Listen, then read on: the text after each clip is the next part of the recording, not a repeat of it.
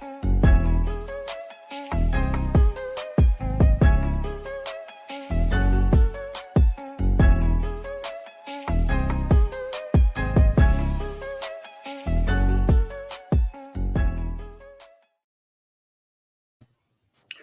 ragazzi, my name is Anthony. You are watching Football Worldwide. I am very pleased to welcome back a neutral panel for this video, that being we have representatives from 4 different clubs in Serie A. So it's my pleasure to welcome back Zio Armo. How are you, my friend? Nice to see you, Bello, and I love the top that you're rocking. That's from my boys, my former YouTube friends. So nice to see you. Very nice top too. And nice to see everybody back, Vito, Carlos, and all our followers. I remember seeing it, man. I don't think I've purchased a piece of merchandise so quickly in my life after I saw this. I was like, yep, that's a no-brainer right there. It is gorgeous. Thanks. Thank you for joining me again. Vito, Doria, everybody's favorite Sampdoria fan, even if their guilty pleasure is admitting you're the only Sampdoria fan that we communicate with online. How are you, buddy? Yeah, I'm good. Yeah, I must admit, just my eyesight's been playing a bit. But other than that, I'm soldiering along. Can't do much else. Good stuff, man. And the last of the Melbourne boys to come in strong is Carlos, representing the Rossoneri side of Milan. How you doing, my friend? Not too bad. Thanks for having me again. So always a pleasure. Absolutely. It's been a pretty crazy market, boys. Like, I don't know about you, but I didn't think Italy would be this active. I did not think there was going to be so many transfers going in each direction. There were a lot more lump sums put down than I first initially thought. A lot of loans with options, a lot of loans with obligations as well. But for me personally, I thought Italy was quite active. So just a little logistical background, 588 departures from Serie A, 232 arrivals. Altogether, the departures brought in 518 million euros. That's a lot of money, 518 million euros. The income per club on average was about 25 million euros, and the income per player was about 882,000 euros. So still a lot of low-level transfers and a lot of free transfers just with those statistics in order to get that average sorted down.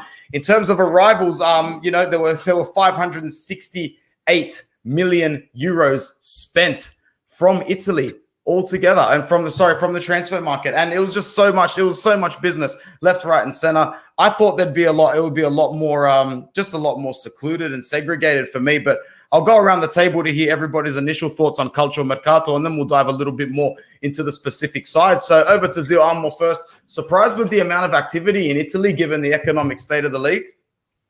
All right, first of all, let me start with this to our viewers and our followers. Guys, we all fans here. We don't have a journalist background, and we don't have a link in Italy that can give us secret news. So whatever we say is what we can catch from the air. So we might be able to say something very good. We might be able to say something very stupid. It's not our fault. It's what we read. We try to filter what's nice and true. We have a connection, some of us, but we're not going to break all the cards now. I have to say this because some of the boys on the Facebook page, sometimes they said, but you guys said that never happened, guys. If we knew the truth about every single gossip of Mercato, I don't know, the others might be a millionaire because I would be at the TAB every day. All right. So just give us the what you say, the doubts of the chance of the doubt. Benefit of the doubt. Yes. All right. So one thing that we're gonna see more and more and more, it's players going towards the end of their contract. All right, because that's the way the Mercato is happening right now. Because at the end of the contract, players got lots of room to play around with the existing club and with a potential new offer. For this year particularly, we were expecting to see a lots of loan, especially a lots of free transfer. Why free transfer? Because a lots of club and a lots of player. The number of players in the squad for many clubs were above what they really need. So it's better to let a player go for free than have to try to sell him. And then if you don't sell him, you still have to pay his wages. I'm not surprised about the market transfer.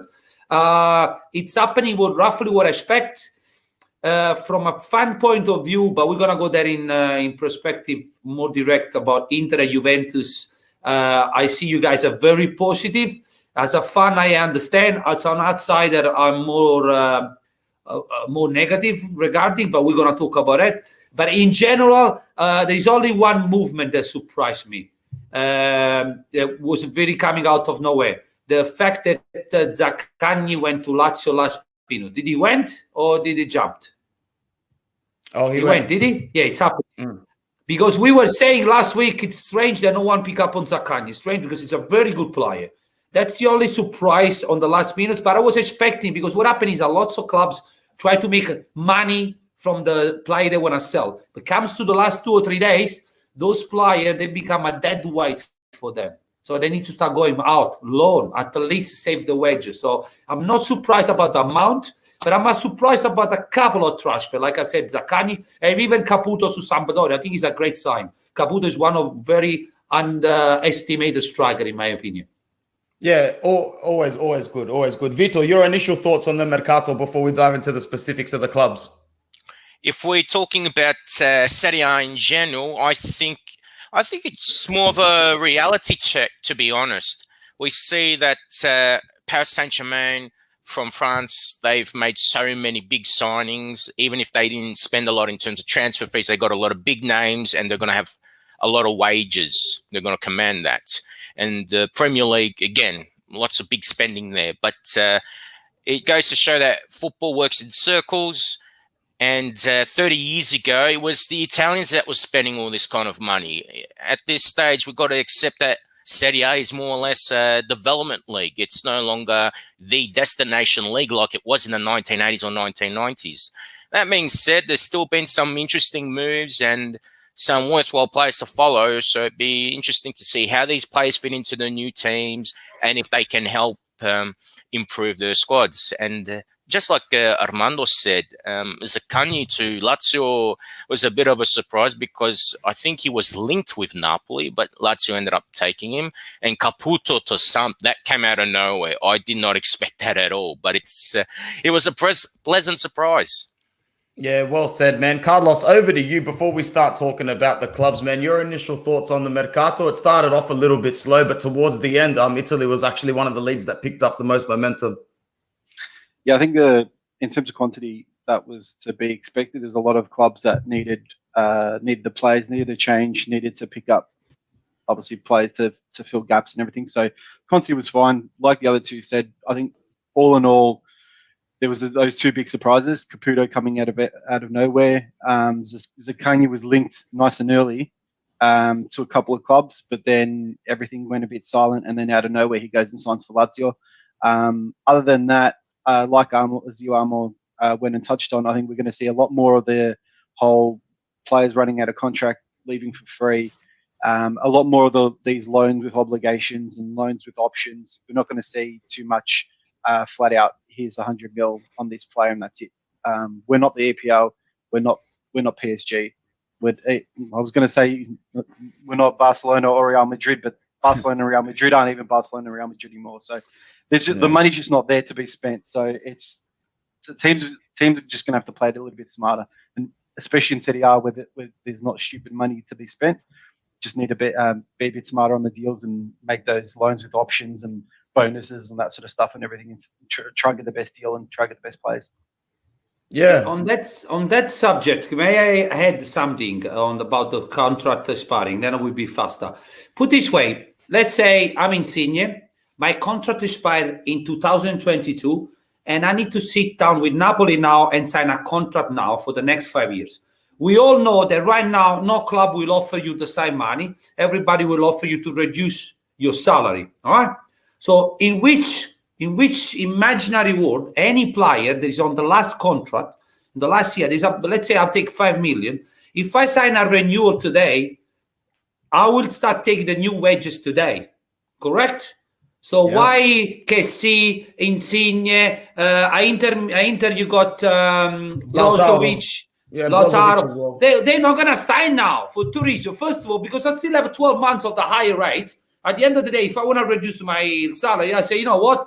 I'll sign a new contract at the end of this one. Also, in 12 months' time, there's hope that football, everything start again. COVID is behind. So maybe the club can offer you the same amount or even more. So right now, if you're on your last year of contract, you're stupid if you sign any agreement. So let's not get it carrying away by players not signing the contract as well. That's what I want to add. Yep, fair enough, fair enough. Guys, we'll start moving on to the teams one by one and just talk a little bit about basically their mercato, how they conducted their business and where we think they stand after this. So I'm just going to go in no particular order randomly. Here we go. That'd be right. I'll start then. Inter's up first. Lots of, like, honestly, if you were to ask me to grade the mercato in the first week, I'd give it a 2 out of 10, a 1 out of 10, only because of the transfer funds that came in. You know, you don't like losing your best players no matter what. A little bit of damage control from the directors in terms of bringing Hakan in for free, Dzeko for free, Dumfries in for 12 million, and Correa comes in on loan. Although I think it goes without saying we're going to end up redeeming him for 30 million altogether. Lukaku and Hakimi depart for a total of 115 million and 70 million as well, therefore balancing whatever sort of portion of the books that we needed to.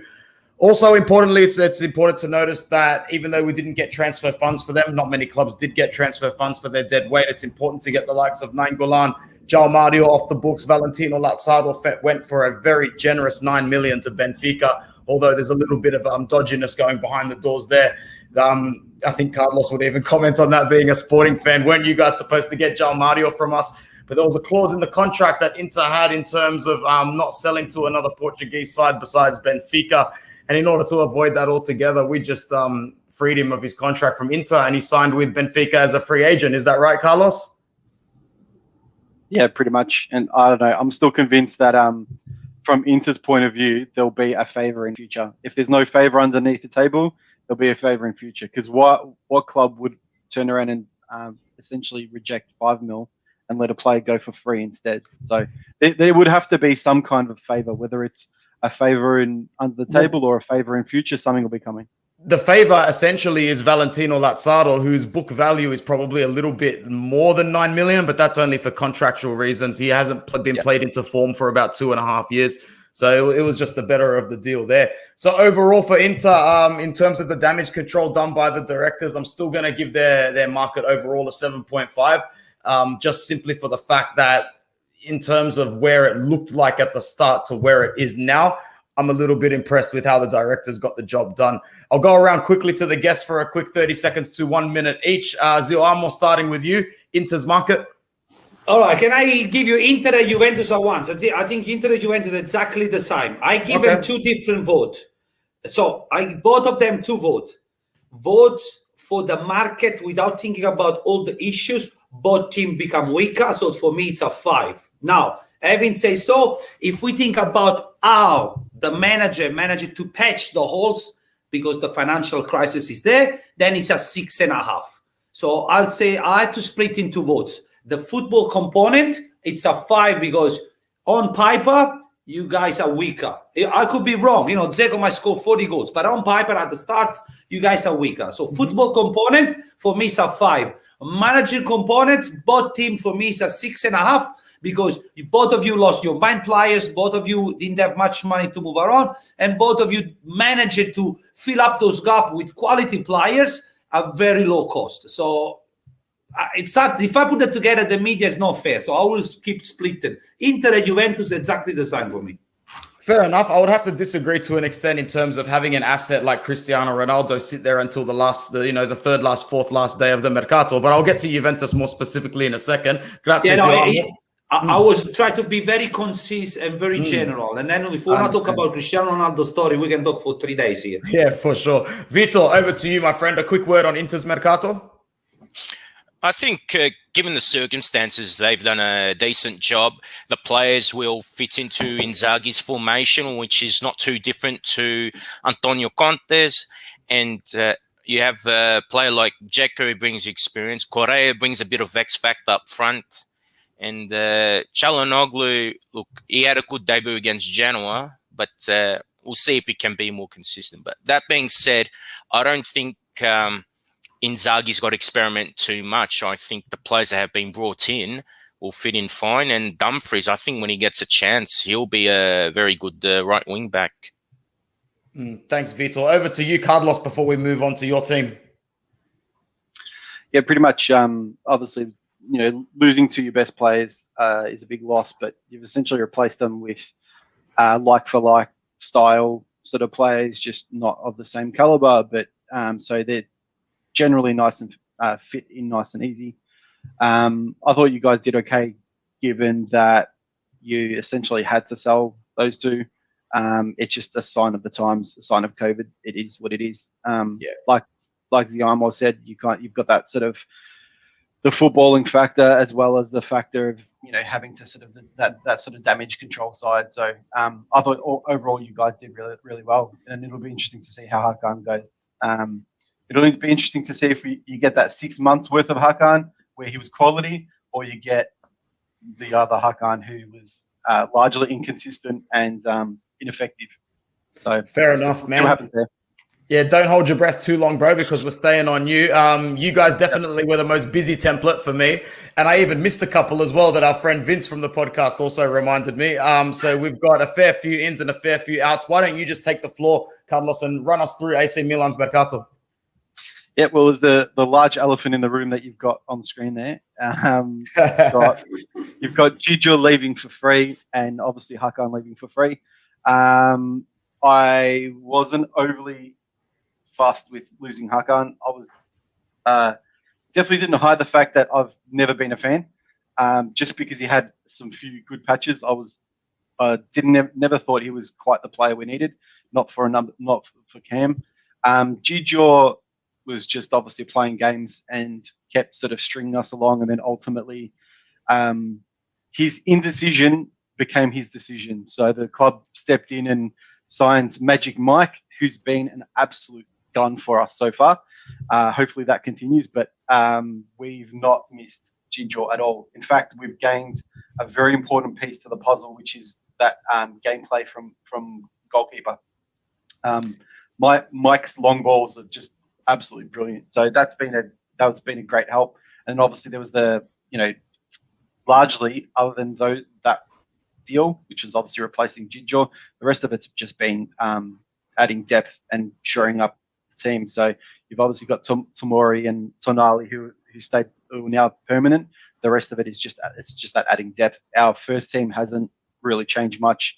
It's just a matter of making sure that we're plugging holes, because depth was our massive issue last season. So yeah. Overall, I'd say it's a pretty good market for you guys as well. Obviously nice to get a transfer fee for those sort of players, but in terms of wages, I don't think anybody wants a problem like Raiola and Donnarumma on their hands at the moment. And talking about another elephant in the room, the guy is I don't even think he's played a minute for PSG yet. I could be wrong, but all I keep seeing online is that he keeps getting benched for Keylor Navas, which is understandable when you got a club like that. They've got resources up the cooler, but at the end of the day, you want to play. You want to play as much as you can. Zio, I'm over to you. Quick recap of Milan's Mercato. How do you think if I was a Milan fan, I'd be wrapped that this guy left. If you guys that know me, you have been friend with me on Facebook for a while. You know my opinion about Donnarumma. Overrated, heavy. He was good when he was young, because when you're young and you're big, you're good. But this guy will become overweight, will be struggle to be agile and to move. And he's got 2 left foot. For me, it's not a goalkeeper that I will take in consideration. Everybody talking about is the future national team. For me, he shouldn't even play. If you sit on the bench on your club, you should not play for the national team first. So it's already wrong what Mancini is doing it. Because playing players because they name, it's wrong. You play a player like Donnarumma, which doesn't even have a name yet, because this guy done anything. All he did, he got frightened by the Italian media because they were pushing him towards Juventus, and Italian media controlled by Juventus. Now that he's not a Juventus, you will see, he will get trash. He sits on the bench, he's not good, he makes mistakes, he doesn't have the umbrella of protection anymore. For me, AC Milan won the jackpot, get rid of him for free. Who cares? No one wants Raiola in their home. And I'll tell you what, if I was a president of a club, I would call all my other presidents. I would say, listen, you wanna show some beep? Don't deal with that guy. They have to do mobbing against Raiola. They do mobbing against Raiola. Raiola is finito. But there is president like Agnelli or like the guy from PSG. They like people like Raiola because they do the dirty job for them. Love it, so bro. For me, Milan did a very good thing, get rid of the guy. And the French goalkeeper 100 times better than him. Love it as always, bro. And thanks for the extra clip. That one's going to do wonders on the social accounts. Vito, over to you, man. Milan's Mercato. You like it? They've been very shrewd with the purchases. I agree with the deal regarding Donnarumma. Look, I was happy with what he did for Italy at Euro 2020. He was the hero in the shootout and all that stuff, but he still has his flaws as a goalkeeper at 22 years of age. And one of the things was that he's not good with his feet. That's fundamental in the modern game. And they brought in Mike Magnan from Lille, who were the Ligue 1 champions. That 13 million will probably look like a bargain in a few years' time because he's a good shot stopper. He's fantastic off his line, which Donnarumma was not, and excellent with his feet. Like Carlos was saying earlier, brilliant with long passes. So I think that's a big win. They've got some options on the right wing. It's not just Alexis Salamakers. Alessandro Florenzi can play on the right wing, and Junior Messias from Crotone can play on the right, but he's more of an attacking mid or support striker. But he's got that versatility. I think Messias will be a pleasant surprise. I don't think people should be scared because he was a 30-year-old who just rose up the lower divisions and he's just come from Crotone. He's an exciting player, and I think he might be someone that will spring a few surprises, even if he just comes off the bench. Great story, man. 4 years ago, the guy was working with air conditioners, delivering them around. So I can sure he's just willing to work as hard as possible. I love that story, and I think he'll be a decent pickup as well. Vito, if you don't mind, we're going to stay on you to talk a little bit about Atalanta, who low-key, in my opinion, had pretty much the best market. These are some fantastic additions, some great players that will mold and fit well under Gasperini's system. The egos aren't too hard to manage. They're there to get a good run around. I like Atalanta's Mercato. I think Musso's a fantastic pickup. So is Romero. Demiral on loan will have something to prove. And just quietly, Vito, Toon Koopmeiners, I'm sure I pronounced that name wrong. I've got some relatives that live in Alkmaar in the Netherlands, and he is an absolute standout for them. He's the club captain. He's that sort of hardworking Dutch player that 12 million, Atalanta's going to turn that into pretty much double that in no time, Vito. Overall, I think Zappacosta's a good pickup. Atalanta, for me, almost get a 9 out of 10 this market, mate. Oh, they've surprised me. Usually clubs like that get decimated, but over the last few years, they've just improved.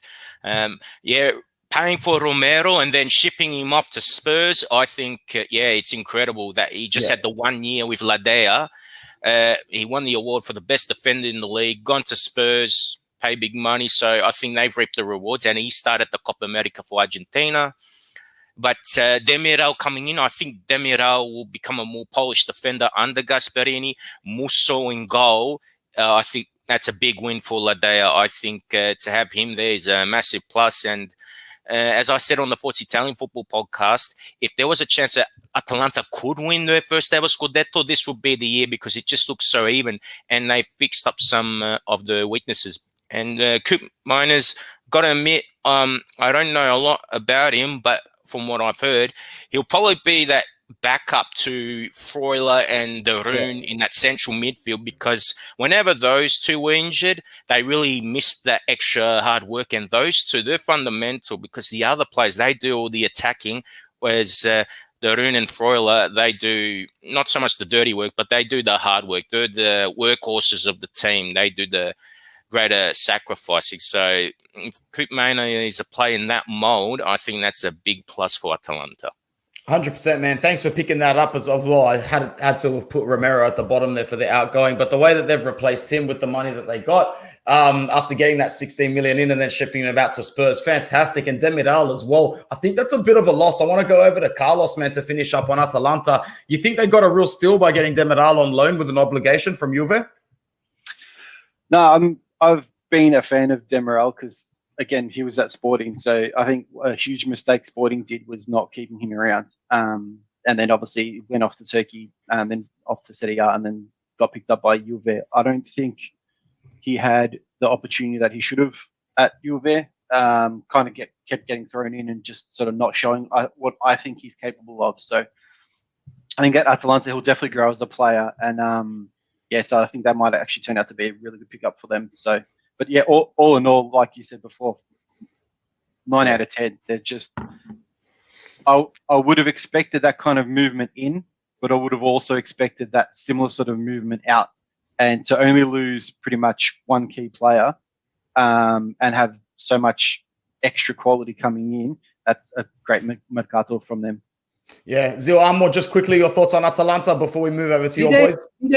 I was checking because I don't follow Atalanta to the dot. They sold Lammers as well. Was he playing last year starting as well? Oh, Lammers, I forget if he was starting. He went to Eintracht Frankfurt. Yep. So listen, Atalanta, the problem is not where they're getting in, it's what's coming out, because normally they play pretty good Atalanta, and then they leave Atalanta and they can play with me, you know what I mean? So Atalanta does not surprise me. We're going to see, because, you know, Gasperini's been there for a long time now. Sometimes you reach your peak, you might drop.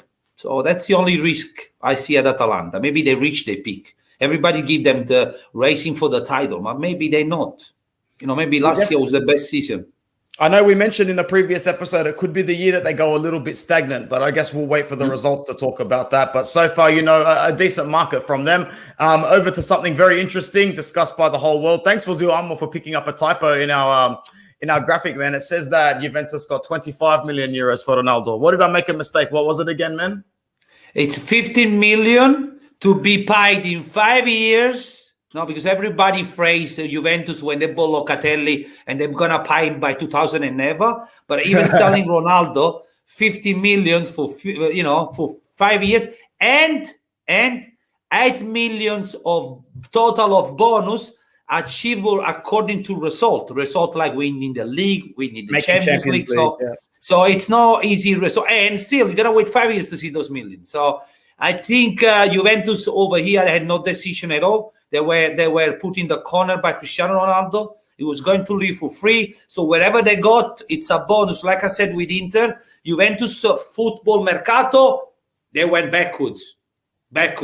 When you lose a Cristiano Ronaldo in your squad, you go backwards, no matter what. Unless you replace him with Messi or with Mbappe or another top players. Anyone below Ronaldo, you go backwards. It's unfortunately, it's true. You see what he did with Portogallo. In terms of replacement, I was expecting them to invest on the midfielder, because their midfielder is a joke. And you ask any Juventino, they were hoping to get a midfielder. A lot of hope around Locatelli. To me, Locatelli is one of those 6 months wonder player. You will see, he was at AC Milan, did nothing. We see a lot of this name coming up.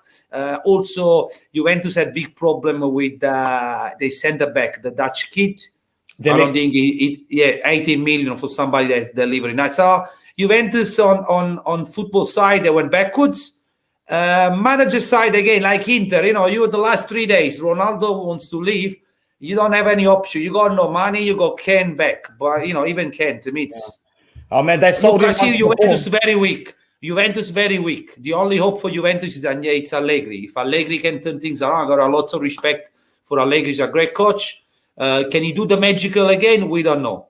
But Vito, in terms of players, that's probably one of the worst 11 or even 16 players Juventus had in the last 10 years. If you look the formation, and you think that's why Ronaldo left. If you're Ronaldo, you sit down, you check when you play at Manchester United, you check when you play at Real Madrid, and then you look and you say, I'm here at Juventus and I need to play with Danilo, Bentancur, Bernardeschi, the guy said, you know what, close the book, let me go. Yeah, the thing is, if he wanted to go in May, then the directors should have done something a little better. What did they think? There was an asset that was going to sit there until the end of the market and just stay with the same amount of value. It doesn't work with food. It doesn't work with a car. I don't know why Juventus thought it would work with Cristiano Ronaldo as the days ticked on. Listen, right now, what people don't see it, and if you ask Anthony, one of our friends on the page, will tell you, what's his name? Cherubini, the new manager? Yeah, the new director, yeah. The new director is being put there by Elkan, and the direction he got, it's cut and save, because we had enough to put money every year. Unfortunately, Juventus paying now many years of mistakes, like Inter is happening. So I want to win at any cost, but then eventually those any cost is going to catch you with you. And it's catchy with Juventus as well. With Inter, unfortunately, it's happened after one title. With Juventus, it took 9 titles, but it's catching you. When you sign people like, what's the French midfielder? It's on... Rabiot. And you sign him for 4.5 million, and same with Ramsey. Yeah, who's going to sign those players for those money? No one. So they're going to stay there until the end of their contract. Yeah, and that's because the manager that signed up those contracts was stupid.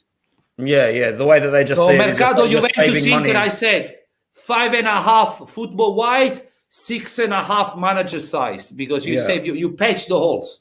Yeah, fair enough. Vito, what about you? I'm interested to hear your opinion on Juventus's Mercato. Oh, it's It's been bad to say the least. I think what's seen is a team that's looking towards a rebuild or that is in dire need of one. To lose Ronaldo in the time that they did was bad enough. The whole hassle to get Locatelli in, I think it took a lot longer than what it needed to. And also Arsenal and a couple other clubs, I think they were willing to pay the 40 million Sassuolo wanted. So, but Locatelli wanted Juve, and that was it. But again, that midfield's terrible. I mean, I like Locatelli. I'm probably more of a fan than what Armando is, but Locatelli alone can't carry that midfield. And most of those other players, I think, sooner or later they have to go. But with the fees they're getting at Juve, they don't want to go. And it will require Allegri to find a way to somehow mold a team out of them. Personally, if I had to pick formations, I'd go 4-2-3-1 because at least you just get stuck with two pure midfielders. I mean, that three attacking trident and the lone striker, it would look like a 4-2-4 of sorts because what's there now, they're either just mediocre players technically and they don't offer much in terms of being game changers. Yeah, fair enough. Carlos, just quickly before we move on, your thoughts on Juve? Yeah, similar to the other boys, it just obviously there's that little bit of damage control. I think I am a fan of Locatelli, so I think that was a good move. But like Vito sort of mentioned, they took way too long to bring that in. You know, a player like that, you got to get in nice and early, so he pretty much, you know, once he's ready after the Euros, he's pretty much with the team. That's it, off we go, sort of thing. Hit the ground running, but. I still think there's more to the story with the Ronaldo deal. I'm not sure that Juventus intentionally left it that late. I ultimately think something must have happened for them literally days before the Mercato finishes for Ronaldo to sit there and go, no, that's it, I'm done. I'm never playing this club ever again. That's not the reaction of a player that's up for sale and no sales come through. So Moise Kean, I suppose, is a decent enough replacement, but I ultimately don't think he's that great, and he's got a bad attitude problem. So I suppose we'll see what happens there. So just got his second conduct warning at Everton before being shown the door again. Zil Armour, over to you. Easy graphic for me to design this one. It took you 2 minutes. Not a lot of business, man. But to be honest, that you expect it. Spalletti walked into a team that was very much his looking side to begin with. So you have the floor, sir. All right, so what happened here, it's exactly what I was expecting, what I said last year. Napoli had a very good squad. We had no driver, all right? We didn't have a driver. Our driver was making mistakes all over the center.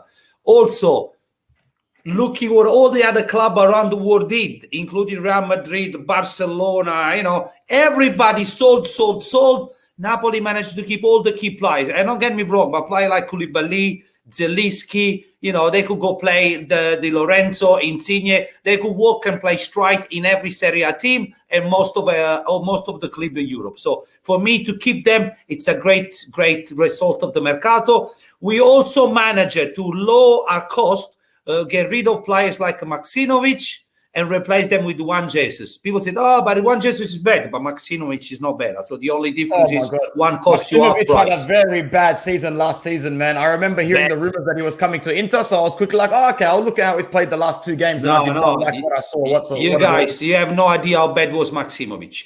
Isai, every single game, I remember Napoli fan criticize him and didn't want to see him anymore and blah, blah, blah. So he went. I'm really looking forward to this Anguissa guy. Anguissa, I don't know how you even spell his name, because I listened to his coach at Marseille. I listened to Bagni, to Giordano, all these people that knows the football around the world. And beside the last season in England where his team got relegated, but he was still the third most successful Premier League player in number of dribbles.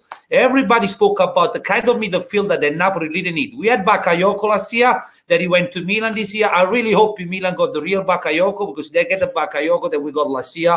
You guys are in for a lot of trouble, because we are not in Champions League.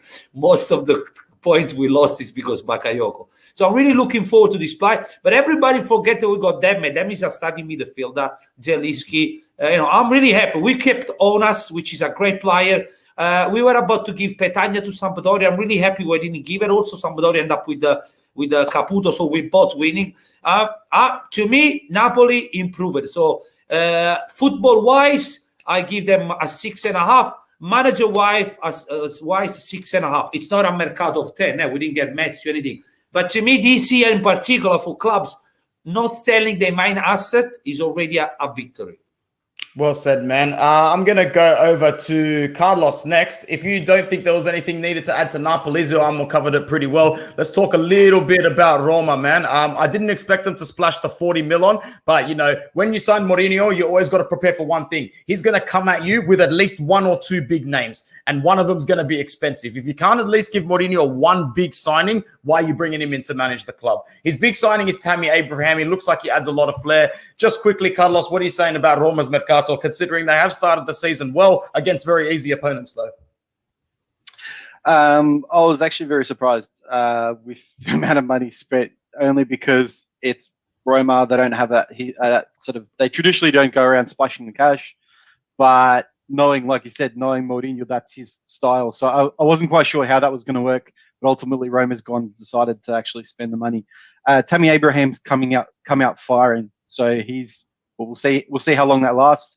Well, hopefully it's not just the what's the word? It's I've got blank. Not a flash in the pan.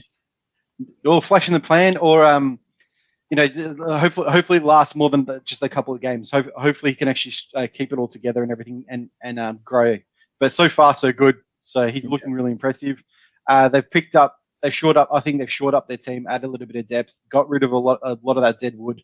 A lot of the older players that kind of, you know, have been around there for a little bit longer. I still think with the team that they've got, keeping someone like a Dzeko would have been handy, but ultimately, you know, it's not that big of a deal letting a player like that go when you've got a younger player who's come out firing from the word go. So we'll see how that pans out. Well said, man. Vito, over to you to talk about the other nation's capital side, who, in my opinion, pulled off the deadline deal, the domestic deal of the market for me. Zaccagni, it says a loan here, but that's only because Verona have finessed it nice with some terms in the contract. It's basically an 8 million loan up front, which is very expensive for a loan. However, the redemption is set at 2 to 2.5 million. So basically, no matter what sort of season Zaccagni has, they will reimburse Verona another 2 to 2.5 million, no matter what. There, great market in my opinion for Lazio. What are you saying, Vito? They've had an impressive market, and also the team is already adapting to Sarri's coaching. We're already seeing bits and pieces of Sarrismo. They're playing with freedom, expressing themselves. They've got great flair. We can question the opposition, but with what they've had in front of them, they've done a great job so far. And I think Zaccagni, he'll be a welcome bonus to have Pedro on the right, Felipe Anderson on the left, and then Immobile in the middle. That's already a strong enough attack. And if they put Zaccagni on the pitch in the last 25, 30 minutes of a game, he'll add a bit of X factor as well too. So Lazio, if they're not going to be the team to watch, they'll be definitely amongst the top in terms of neutrals' favourites. Yeah, thanks, Vito. I'm going to stay on you for a second, man. Let's talk a little bit about your boy Sampdoria, who, you know, landed Ciccio Caputo on the last day of the market. You know, had a pretty decent market other than that as well. Take a second to talk about your boys, man. Look, I think it's going to be just another mediocre year, to be honest. I think without a coach like Claudio Ranieri, who brought stability to the team, I think it's going to be a year where we'll be in the bottom half of the table. The big positives would have to be keeping Morten Thorsby, the Norwegian midfielder. He was linked with moves to Watford and Atalanta, but we've kept him on. And also the big talking point was also Mikkel Damsgaard, who was arguably the best youngster at Euro 2020. He was sensational for Denmark, but we still have him on our books. As you've got up there, you've got Ciccio Caputo there. If he can play regularly, or if Roberto D'Aversa can make him combine with Quagliarella, I think potentially there's a good attack there. Just that aside from Thorsby, who's more of a workhorse, I don't think there's enough creativity in midfield. So I think supply issues will be an issue. If Damsgaard is switched on though, and he can supply Caputo and Quagliarella, then we should be able to survive relegation or even be mid-table. But something like fighting for a Conference League spot or Europa League, I think that's really more of a dream, because I think the top 10, they just look too strong, and Sampdoria just got too many weak points in terms of the squad. And then off the field, it's the same drama. Just Massimo Ferrero acting like a clown, which might be good for the cameras and stuff, but it doesn't give fans hope that there's a future. And unfortunately, it's been 30 years since Samp won the only Scudetto. I think there's a lot of this nostalgia that's still going on, and they're just desperate for someone to be a savior and try to rebuild the team. Yeah, for sure. I think the Caputo deadline deal, I think Sus were looking to find a home or a temporary home for Scamacca. It was going to be one of either Caputo or Scamacca that left their books. And with Raspadori showing that he's going to get the most minutes there, I think they were pretty much just set. They could get, whoever would get him a little bit of money. We're going to give a little bit of time to some of the other teams. I'm very conscious of time. And to all of my amazing guests, thank you for joining me. Just put your hand up and let me know if you need to duck out a little early. This one impressed me. Zio Amo, this guy must be cheering. He just probably woke up for training one day to head off to Bologna. Next minute, he's on a plane to Arsenal. However, Zio Amo, Arsenal are 20th in the Premier League, man. I follow Premier League probably a little bit more than you do, but even I'm looking at there going, that's a sad state of affairs. You think it's a good move for this young brother, though, Zio Amo? What's funny, I coach at the club level here, and one of my players, his background, his father is from Japan. Because I think Tomiyasu is Japanese, isn't? Yeah. Yeah. I think and so, his father, Yes. the first thing he said to me when he met me, he said, you're a Napoli fan. You guys should take Tomiyasu from Bologna. He's a very good midfielder. So because that guy was keep mentioning to me, every time I could see Bologna, I was looking at these kids. And it doesn't look bad, to be honest. He could have stayed in Serie A. Now, Arsenal calls you Bello. Who's gonna imagine that Arsenal's gonna have such a bad start? You are Bologna. Don't forget. You get a phone call from Arsenal. Everybody will pack the bag and go. We don't respect to Bologna. Then you go to Arsenal, and then you find yourself in that scenario. What you gonna do? You're gonna try to survive. I feel like this is replicate a little bit like when Lozano arrived to Napoli, and we went like bang. The change room was in a mess. The coach was in a mess. People leave. And everybody looking at the kids and said, he didn't bring anything. Hey, give this kid time, because he arrived in a situation that it's hard to survive. So also, I don't think Arsenal will stay there low for that long, to be honest. Me too. Couple of other important points for some clubs. Genoa actually had a little bit of an accelerated back end to their market. They brought in Johan Vasquez, the centre-back, the Mexican centre-back, who's actually not too bad. Sirigu as well came in. Maximovic, which I know was very happy to get off the books.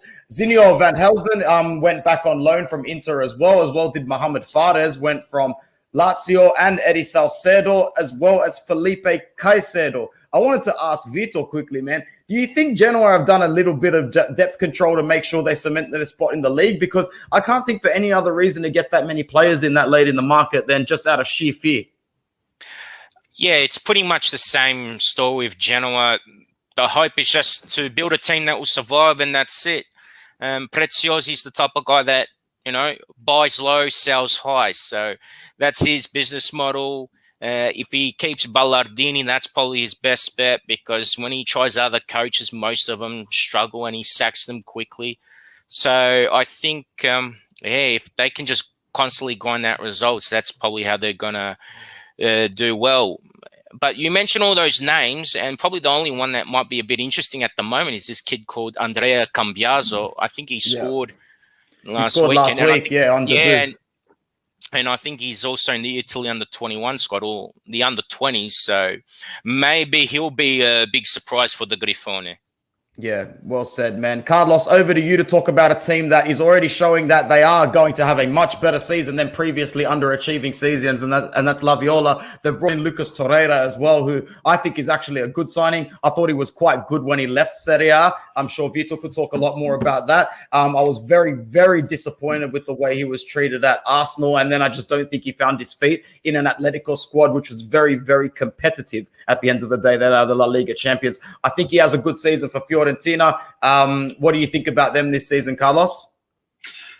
Huge fan of Torreira. There was, last season before, whatever it was, there was rumours that Milan were trying to get him, and Arsenal were just playing games, and ultimately didn't end up coming. So disappointed then, but definitely a great player. Very poorly treated at Arsenal, and just was never going to get a sniff in at Atletico. There's just too much talent there. He's a great pickup for Fiorentina, and all in all, similar to a lot of the other clubs, the key was not losing a lot of key players, and they were able to keep pretty much everyone and add a little bit of talent to that. But Torreira is a fantastic pickup for them. He is, man, as is Nastasic and Odriozola as well. Vito, did you want to chime in and talk a little bit about Fiorentina? Look, I think they're looking a lot better now with Vincenzo Italiano as a coach. He's got a clear identity, wants them to play attacking football, and I think he'll improve the quality of the squad. Torreira, like you just mentioned, he was fantastic at an incredible ball winner, despite his height. He's not very tall, but he won't take any rubbish from anyone, and he's a very good distributor too. So I think he'll bring some skill to the midfield and also adapt to the passing game Italiano wants. Another player to keep an eye on is Nico Gonzalez, the Argentine international. They bought him from Stuttgart, and just from what I've seen of him, the guy is fast like a rabbit. He's hard to contain. I think his explosive pace is going to add some extra excitement to Fiorentina's play. So even if they don't challenge for the European spots, I think they're another team that's at the very least going to entertain and give some neutrals a bit of excitement.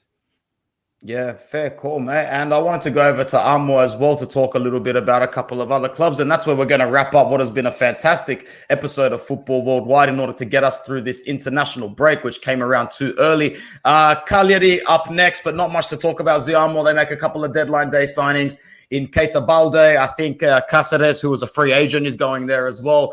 Kevin Strootman from Marseille, who's more injured than he's not these days, and Dalbert as well as Gabriel Zappa from Pescara. Their biggest signing is Ravzan Martin from Ajax, and they paid 10 million for him. Cagliari this season, bro, they should do enough to survive relegation. What are you saying there, Ammo? Look, I think Cagliari will sit below Sampdoria. I think Vito doesn't give much credit to the Sampdoria attack, and this year the attacking line will make a difference because a lot of clubs are very weak defensively and midfielder. So sometimes a long ball to the striker, if you go keeper can give pin a couple of long ball to Quagliarella. That guy knows how to control and play over Caputo and Gabbiadini, which is injured now. So Cagliari will be below them. I think the Cagliari will be one of those teams sitting in between, just above the relegation zone, not because they bad, but the other team is even worse than them, and they, I think Cagliari will do a season. Best of a bad bunch. Yeah. There's going to be plenty of those, Zio. Plenty of clubs that are just trying to be the best of a bad bunch. Vito, one more question for you before we finish up. Who out of the relegated sides do you think has made the most impressive signing? Is there someone off the top of your head that you think is going to stand out from either Empoli, Venezia, or Salernitana this season? And I'll ask the other boys that question as well. So just quickly, do you think there'll be a signing from any of the relegation sides that can maybe make the difference? Vito. Oh, look, look, there's been a lot of hype about kids like Patrick Cutrone and Andrea Pinamonti. Look, I think a club like Empoli will help them to possibly show that potential because there won't be much pressure. But there's a guy called Filippo Bandinelli who's a box-to-box midfielder. I think he's been quite a surprise. So from Empoli, it'll be there. Venezia remains to be seen if any of them can do good. But from Salernitana, there are two guys. One is a midfielder called Mamadou Koulibaly. He's a box-to-box midfielder, but very good on his feet. Scored a lovely goal against Bologna in the first round, and he was at Pescara a few years ago when they were still in Serie A. But I think he can really improve. And Federico Bonazzoli, on loan from Samp, showed some flashes of brilliance, but I think he's had injury problems too. But if he stays fit, I think him and Simi combining up front might help Salernitana survive. So I think, under Fabrizio Castori, I think with those two up front, if they're fit and firing, Salernitana might actually stay up. Well said, I got a cherry about Salernitana, guys. I got a cherry. Okay. They're about to sign. They are about to sign Ribéry. They're in the talk with Ribéry. What sort of wage do you think they can offer him? But at this point, everybody won't care. He'll just say, Very, very free agent. He likes Italy. He will fall in love with Florence. He can go play Salerno and still live in Florence. Yeah. You know. But hey, I would say so. It's one of those buy that Salernitana will do to sell tickets and shirts because they know they're not going to last longer. But out of the name that you mentioned, I agree with Vito. Empoli is the least team that I can see going relegated. They got a very good coach too, huh? They coach. He's a Sarri upgrade in my opinion. I said it in the other version, in the other episode. Andreazzoli knows how to play the game, and the difference between him and Sarri, Andreazzoli read the games and change the team during the game, which Sarri doesn't do. Sarri goes there with his plan already, with the substitution already based. So I like Andreazzoli a lot. Be surprised to see him at Napoli, at Milan, or at Inter in 3 or 4 years. Yeah, fair enough. Carlos, you, and then I've got one more question to finish off the video. Yeah, pretty much more of the same. So I thought Simi was a really good pickup for Salernitana.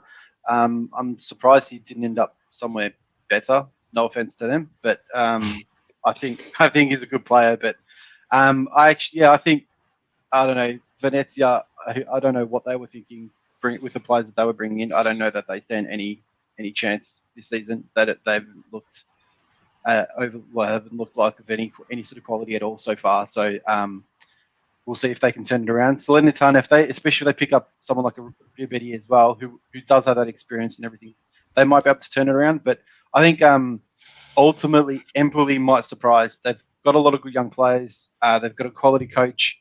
I know we obviously made the joke a couple of episodes ago that they're the type that sort of bounce up and down between Serie A and Serie B, but they might do enough to stay up this season, and they might actually do a little bit more. Like you said, they've got a lot of quality young players, so I suppose we'll see how we go there. And plus, we'll hopefully start to see a little bit more from Richie, who I'm a fan of also, another quality young player. So nice one. We'll see how we go. Yeah. Last question to finish it off.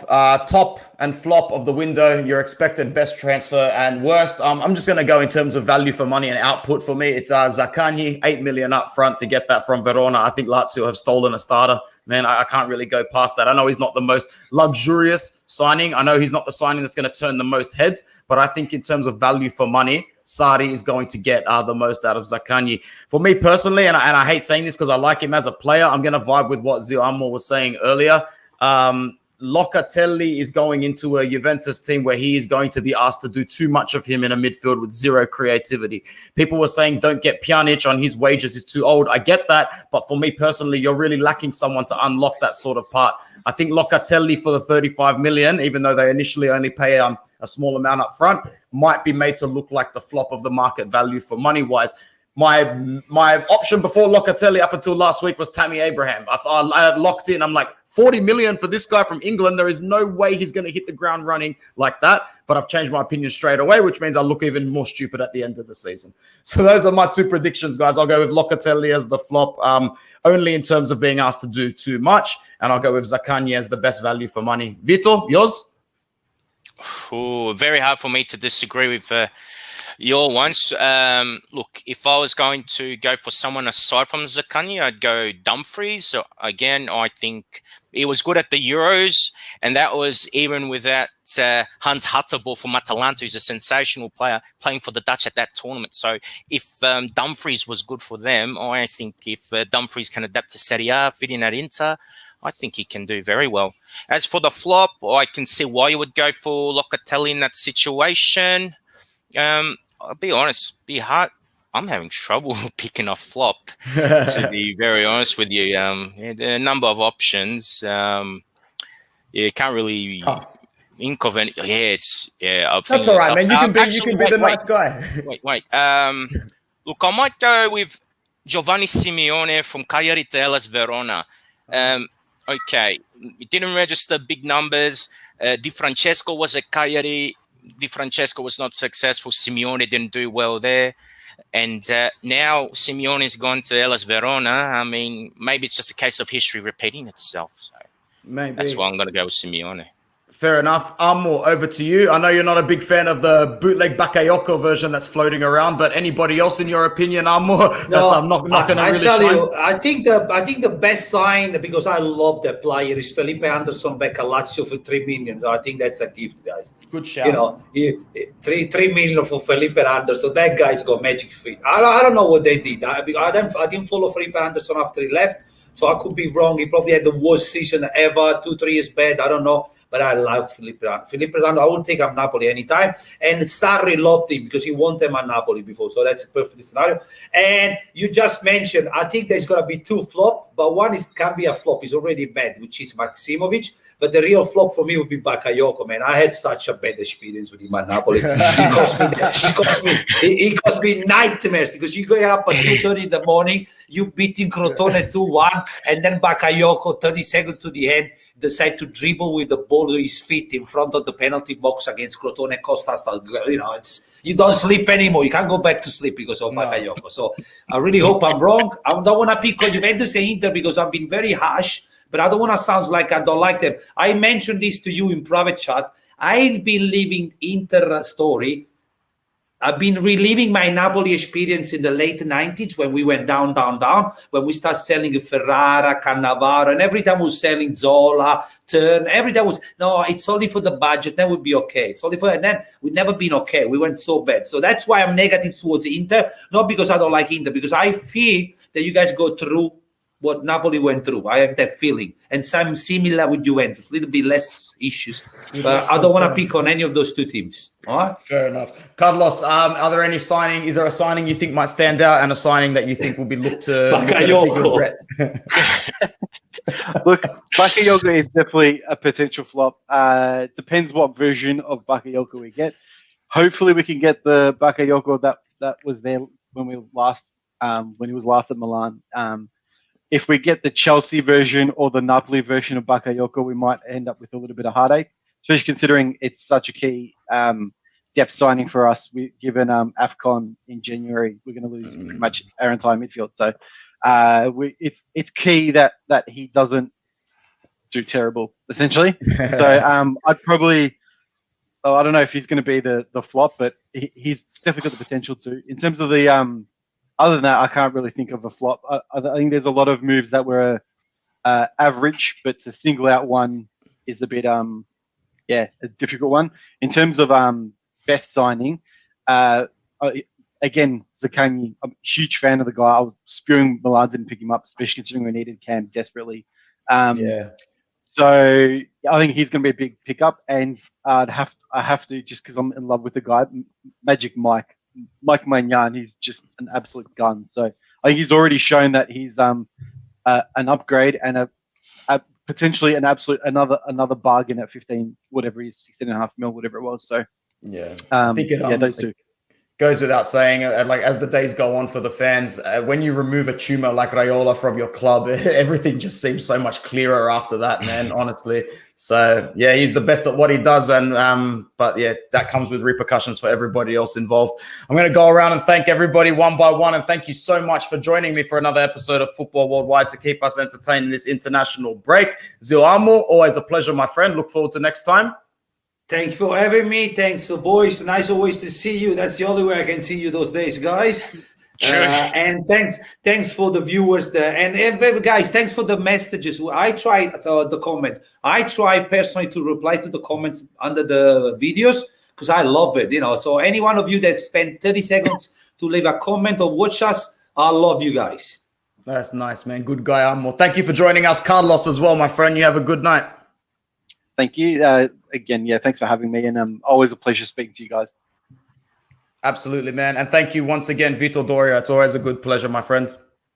Likewise, Anthony. Thanks for getting me on, and also thanks for putting me with this group as well. It was a great chat. Absolutely, always is. Until next time, everybody. Ciao, ragazzi.